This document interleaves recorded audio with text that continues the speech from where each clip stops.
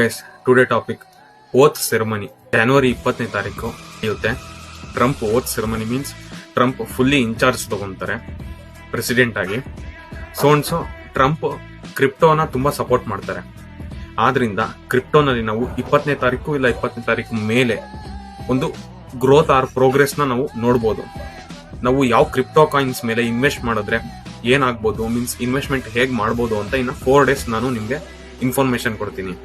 Crypto coins ಮೇಲೆ invest ಮಾಡ್ಬೇಕಂದ್ರೆ ಬಿನೆನ್ಸ್ R coin DTX ನಲ್ಲಿ ಇನ್ವೆಸ್ಟ್ ಮಾಡಬಹುದು.